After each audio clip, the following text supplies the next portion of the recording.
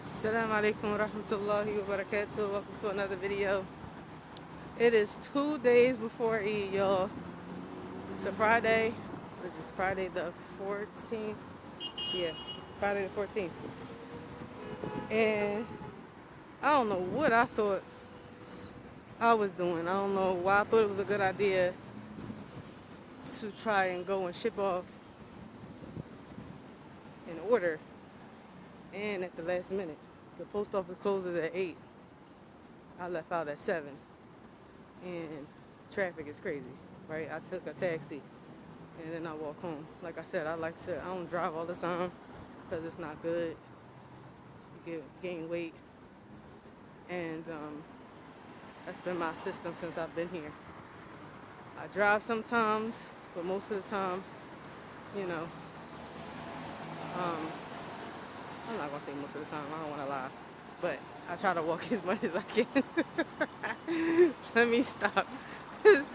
I know I don't walk when it comes to working, so you're forced to drive. There's no way you can walk. You can't get anything done if you're trying to walk to each destination. So I'm lying. I don't want to lie. So anyway,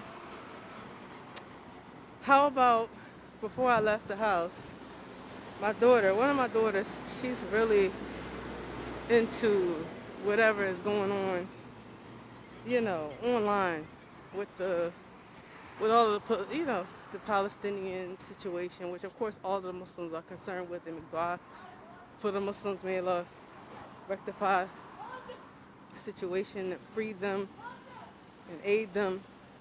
These people do not look where they're going; they just start moving. Ugh. Anyway, Allah yafrijha. The condition in Palestine. And that's for all the Muslims who are being oppressed. Like Sheikh Salih Fawzan said, don't just make dua for Palestine exclusively. Make dua for all of the oppressed Muslims.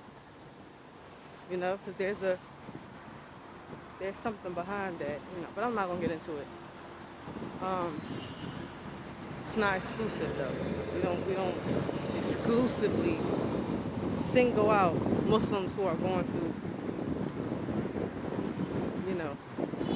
trials and tribulations. They're not the only ones. So we ask Allah to help and aid all of the Muslims who are being oppressed in the world, from the Asian Muslims to the Arab. It's not exclusive for Palestine. Alright? But yeah, she showed me this video. Allah Musta'an. So before I get into that, let's get into this comment someone made on the video, the little short I made called "Where Are the Salafis in UAE?" Right? So I get comments all the time, and some of the comments really stand out to me. But I decided I wanted to make a video about this particular comment. So of course it's a Western Muslim, most likely Arab or even Asian, don't know, with a big beard. And he says, what did he say? The UAE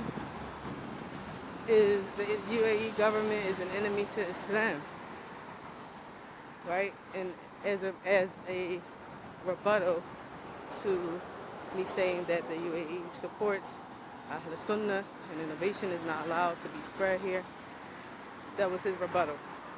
They are enemy to Islam. Got it. Okay. So what I replied was, no, the Western Muslim who prefers democracy over Sharia and condemn, speak out against the Muslim governments as a methodology. I didn't put it as a methodology, but I'm clarifying. Y'all are the enemies to Islam. You prefer man-made laws over Sharia. You prefer the Kufar lands over the Muslim lands, because in their opinion, there are no Muslim lands because the rulers are not Muslim, which is takfir. So once I responded to him, don't you know the Joker erased this comment? He deleted this comment. Of course he did, because you're a coward. He wasn't expecting that response. So you get idiots like that. people who are barking, they are living with the non-Muslims and barking at the Muslim lands. When in reality, the Muslim lands are the ones that are doing, I'll say, the Gulf. And also Shami countries like Jordan, they have to fight, and Egypt too. They have to fight off innovation. They have to fight off sets that try to rise up and take over the government. That's why Sisi is doing what he's doing. He made the capital. In another section, he made New Cairo because he wanted to stop the overthrowing of the government that the Egyptians were accustomed to or would try to do, right? So they have to fight. The Muslim governments have been battling the people of innovation for centuries. Meanwhile, these fools who don't know anything other than what their parents taught them, the parents who are from the people of innovation, from Somalia, from Pakistan, from Syria, from Palestine, from Jordan, from Yemen, and wherever else that you're from, they only know that in our country, we couldn't eat. So those governments don't do anything for us, therefore they're not Muslim. The West did everything for us. The West gave us an opportunity. The West gave us benefits. The West did this and the West did that. So therefore, on the account of money, they're better. On the account of the support that they give the citizens, they're better. They're the model. When in reality, they don't know anything about the Gulf countries. They're basing their experience off of what they went through in their countries because it was a war that went on and whatever else. They were displaced. They were hungry. So they're emotion-based. They adopt takfir and all types of deviancy where they were actually already upon deviancy. Sufiya, Ash'ariya, which leads you into other deviant beliefs and even into disbelief. It's a pathway into disbelief, all of those deviations. So these people are children of those grandparents and parents who migrated post-wars in the Muslim lands. And they sing its praises. They sing the praises of the UK. They sing the praises of the United States. They say that there's justice and the judicial system is better, even though they've never, ever experienced the judicial system in the lands where there's Sunnah. They just lump them all together. So in reality, if you're going to lump all the Muslim lands together and bark against the Muslim countries that had nothing to do with the wars that happened in your country and just condemn everybody, call them non-Muslim, you're a mukhalif. You're a person of deviation, man. And you are from the people and the offspring and the jama'ah, the common people of those callers to innovation. Your shayukh are there in the West, benefiting. They tell you that you can get a house on riba. Why? Because if you want to live good, you have to do interest. You're forced. These are the kind of fatwa that they give, right? Boot licking and forehead kissing the non-Muslims. Always trying to make, Islam watered down. But they got all that heat and that fire and that venom for the Muslim lands.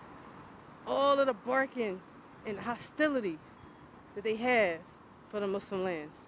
If they enter the Muslim lands, they want to overthrow it. They want to tear it down. They want to turn it into chaos. But when they're in the non-Muslim lands, the people who they love, it's nothing but respect. You got to obey the law. Oh, now y'all law-abiding citizens, huh? When it comes to that democracy, you're law-abiding citizens. When it comes to that money and that freedom to do whatever the hell you want to do, the option is there. Even though, oh no, we're Muslim, we're not going to do whatever we want to do. But as long as the option is there to do whatever we want to do, I respect this place. Right? That stuff burns me up. I was telling my daughter, she showed me a video of a sister on TikTok calling MBS, what's his name, Mohammed bin Salman, a piece of crack. but she said S-H-I-T. A'udhu billah. She said she's reading the news from a German news outlet regarding lifting sanctions of import of firearms. Not. Of course, you're not gonna have husnul done in the Muslim countries, right? Of course not. And they get their news from the non-Muslims. When we've been told to verify information when a facet comes to you, that's what Allah tells us. But you take their word for face value because you have their values at the end of the day. And yeah, this is a refutation because I told my daughter, I said, don't show me nothing like that. That stuff makes me angry. Why? Why does it make me angry? Because me being a person who converted to Islam, entered Islam, I don't use the word revert. I'm against that word. I'm against that word. It's an innovative word. It's nowhere in the religion, nowhere in the Islamic text, nowhere in the Quran. No one uses it. It's new. And everything new is innovation. That's new. So I don't touch that. That we don't touch that word.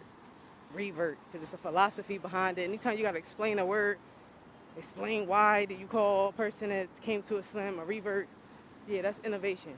And it's only in English. Nobody's using it in Arabic. That's not even a thing.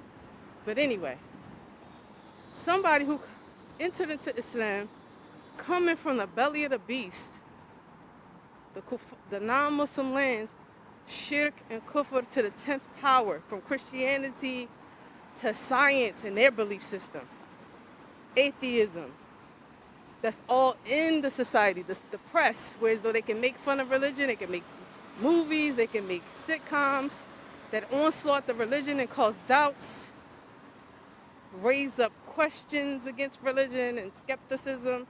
That is the freedom in America. They can make fun of religion, they can question it. That's the freedom that's in the West. And they want that same freedom to be in the East. And that's why they condemn it. Oh, there's no freedom of speech. They mean freedom of press, whereas though you can confuse the people and cause chaos, which the Jews are behind that. You can cause chaos and confusion. You can cause doubts and skepticism so that you can control the narrative, control the people, and get them to ultimately leave their religion or at least have doubts in it. And then you control them and do whatever they want. You can subdue them. They won't hold on to anything other than the skeleton, the silhouette of what they claim that they follow. So I come from that. On top of coming from that, you got to fight through that nonsense, right? Find your way to Islam. And then when you come into Islam, you have to sift through all of the nonsense that the Muslims bring into, that the Muslims bring to you from the Muslim lands. Because all of Ahlul Bidah have gathered and migrated to the West. Every deviant sect is there because they can practice their deviancy in peace. Just like the Christians wanted to practice their deviancy in peace without persecution from the Catholic Church. So, the fact that I have to fight not only the non-Muslims, I have to fight the deviant Muslims about their belief, their methodologies. We've encountered every single deviant in the United States. Growing up, imagine being a young Muslim and you're encountering Muslims from Lebanon, coming up to you telling you it's haram for you to wear the hijab like that. It's haram for you to wear niqab. It's haram. Imagine being on a bus with a Muslim, you give her salams, and then we get into a conversation about Allah's hands. Allah, His hand, them giving interpretation to what Allah's hands is. They deny Allah's hands, they had denied that Allah rose over His throne. The Ash'ari belief. Imagine that. And then you gotta get up and not get a person salams. Why? Because you're a person of innovation. I thought you were just normal. And once you make it clear to me that you're a person of innovation, I'm not talking to you no more. You don't deserve salam. You just sat up there and lied on Allah. So why am I giving you salam? I'm not giving you salam.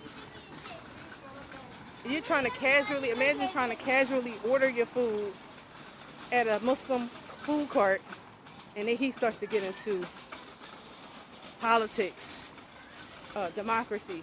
And I'm like, democracy not from Islam. And then they start making excuses and talking about the Muslim governments and why they not Muslim. This is what we got to deal with in America. This is the kind of stuff we have to deal with. This is what we got to come through. For those who care. For me, myself, I always cared. I want Islam in its purity. I don't want all the garbage that comes along with it. I don't want that. I don't want that nonsense. You understand? From those deviant people. I don't want it. I want pure Islam. I don't want that. I didn't come to Islam to have a repeat of Christianity, of people lying to you, of people manipulating you, of people keeping you in the dark, keeping you ignorant. One of the clear signs of the people innovation, and we used to go through this, when we would ask questions to Salim al-Hilali and Ali Hassan al-Halabi about minhaj or about issues of somebody deviating, they would always tell us, those are affairs for the major scholars, leave that alone. Don't worry about that. Those are clear signs of people of innovation. They never teach you your religion. Never. They focus on dua. They focus on, sight words. Salafiyya, Sunnah. Okay. But never detail what it is and what it isn't. Never. Only the ulama kibar, Ahl Sunnah Thabit, Ahl Salaf Salih, they're the only ones who make clarity. And that is the sifat, the characteristics of the people of Sunnah. They make clarity. They're not ambiguous. People of innovation and the kuffar are always ambiguous. They never like specifics. They never like to be clear. They always want you to be in the dark. They always want you to be confused. They always want you to just take their word for it. And have you in nothing but confusion and doubts and skepticism and never find your way. That is their game. And that is the game of shaitan. Because they resemble the kuffar in that. So, when I hear people like that on the internet, I tell my kids, listen, turn away from that nonsense. I don't want to hear that. I've encountered everything. That's why, and I'm only like this, I'm only very, very coarse and strong when it comes to religious issues. As a normal person, I laugh, I joke. I'm regular. I'm regular. I'm normal. I talk about all kinds of stuff, and it's not as serious. It's not that serious. But when it comes to religion, I don't play around. Why? Because people have been trying to take me somewhere else. Husbands included. Trying to have me on something else in the name of Salafiyya, but it wasn't Salafiyya in my first marriage. Khalafiyya, Ahlul Hawa. That's what he was upon. Person of deviation, he called to the worship of himself. That's what he upon. Still to this day. It's what I say. You forget you go against Allah and His messenger for me. So I don't play around when it comes to I don't play around when it comes to religion and minhaj. And also I noticed that the Muslims in the Gulf, the Salafiyin, or people who they understand, okay, Sunnah, and Sunnah is the norm in their country, and they're not really familiar with bid'ah to that extent because bid'ah is subdued in the Gulf. They may think many times, and I've heard someone say this, that the Salafis in the West are harsh. The Salafis in the West are extreme. The way that they constantly scream out bid'ah and they're constantly fighting bid'ah. Why? Because we're in the belly of the beast. That's why. And when you come from an environment where your religion is on attack all the time, 24/7, never having a break, that's what it's going to create in you. Why you think the Palestinians are so hostile? Why you think that sometimes the Iraqis are sometimes hostile? The Egyptians, if they are hostile, it's because you're coming from an environment of chaos, problems, right? But the Salafiyin from the West, this is what they face. They're constantly faced with disbelief, onslaughts, religion from the non-Muslims, being onslaughted religiously from the non-Muslims, and being onslaughted with innovation by the people of innovation. But the kuffar are more of a threat to them, actually. Because the people of innovation don't have the upper hand. They in the masjid. They're subdued just like Christianity is in the masjid. Their speech don't go beyond the masjid, to be honest with you. The biggest threat to the Muslim in the West is the West, is their education system. because that's a whole religion in and of itself. Skepticism, that freedom of speech, all of those are trick terms to basically subdue you and to allow doubts to creep in and for you to tread carefully and not take your religion so seriously and take it as a joke and a mockery like they had.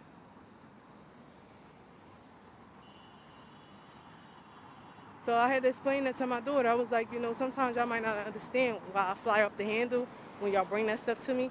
But the more I talk and the more I explain, they see it. They're like, oh, okay, I understand. SubhanAllah.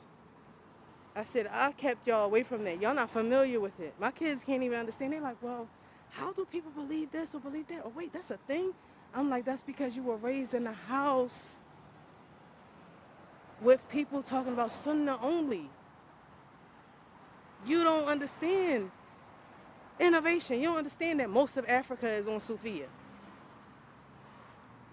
And that's why you can't really get close to people. The general Muslim, no, she's nice, this person, they okay. But when it comes to religion, we can't really get close to them. Your neighbors on Sufiya or Ikhwaniyya, they on everything. We've encountered it all. But I took all the arrows and I kept them safe, and all I did was just warn them. And now they see, now that they're older and all of these things are happening, especially with Palestine and things like that, they see all of the barking dogs sitting in the West that claim they're Muslim, sitting in the West with the enemy, barking at the Muslim lands when they're in reality doing the real work. And I'm going to say this, I'm going to end with this. Reality is this with these people, with these Muslims. I'm going to say so-called Muslims, these ignorant Muslims who just have the name Muslim and the identity of a Muslim. Yeah, they pray. Yeah, they fast. But guess what? Their mind is like the kuffar. Their mind is like the kuffar. Their speech is like the kuffar. And they hate themselves. And they hate their religion. They want a version of Islam that just remains a version. A version, and that's it. They don't want true Islam. They don't like Sharia. They don't. Because if they did, they would move to countries where Sharia was, where justice is. Justice in reality, not the non-Muslims version of what justice is, that they actually got from the Muslims. They got that from the Muslims. There was no such thing as innocent until proven guilty, bringing a dalil with the Christians. Never. Their whole system that they have, their whole justice system, they were inspired by the Muslimin, by the Sharia. Just know that. Of course, they don't tell you that because they wouldn't. They can't give credit to Islam. They can't. But those are the characteristics of the people of falsehood and those who are astray. They hide. They hide. They're accusing Saudi and UAE of aiding Palestine, of aiding Israel, when in reality they're aiding Palestine, but it's not in a way that they want Palestine to be aided. They want the Muslim lands to be in ruin, and they want them to go to war in Tibet with the non-Muslims that they have a peace treaty with over a 75-year-long issue that the Muslims dealt with at first. It's deeper than what meets the eye. And people who don't know should stay out of it and mind your business and stop talking trash. Well, they won't. You're a people, person, innovation, you won't. You think that you're doing justice to Islam when in reality you're an enemy to the religion.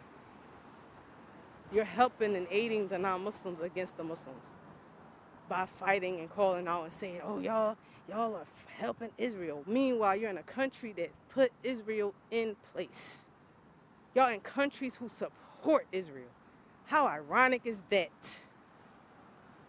So you going to tell me that the Muslims are sending arms to Israel to help slaughter the Palestinians when the Gulf are the ones who are sending medical financial and foodstuff aid to the Palestinians consistently.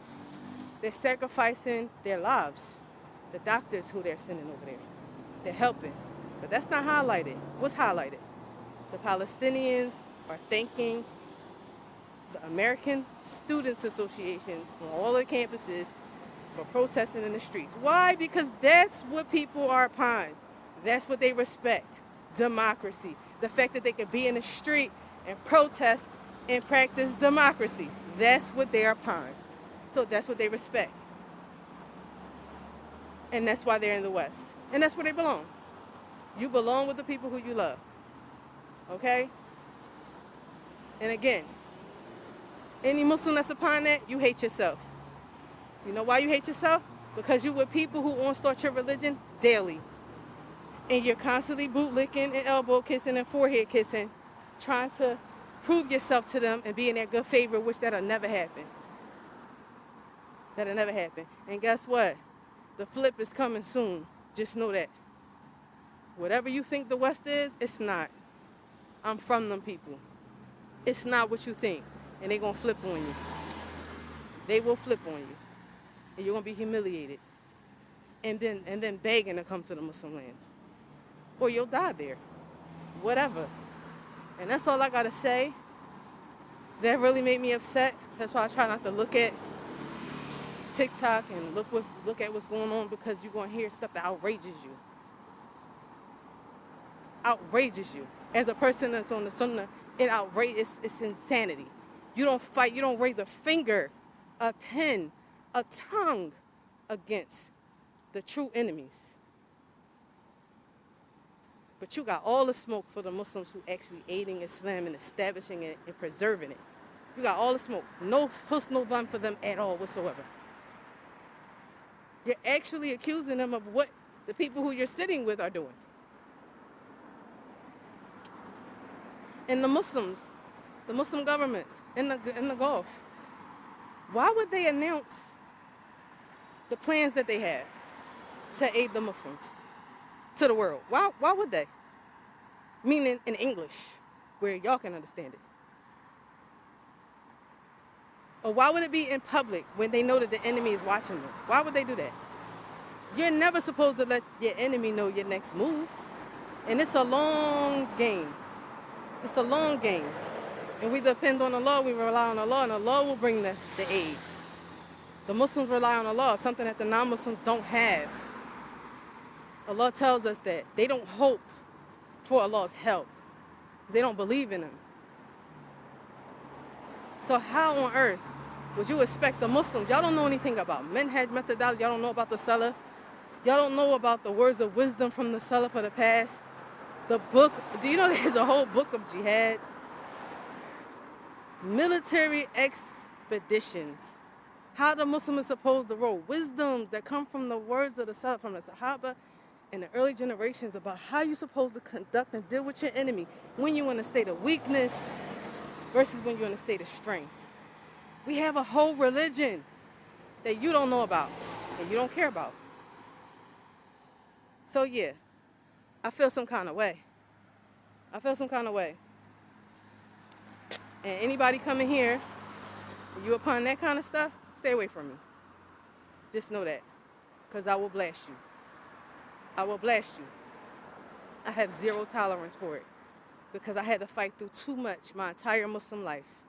From my own culture and diseases that comes from that, from the disbelief that I come from, and then on top of that, the people of innovation that you got to try to fight through, and people, individuals who stand up and say that they Salafi, they're the leaders of your community, and then they turn out to actually be Ikhwani and calling you to deviation for their own benefit, their maslahah.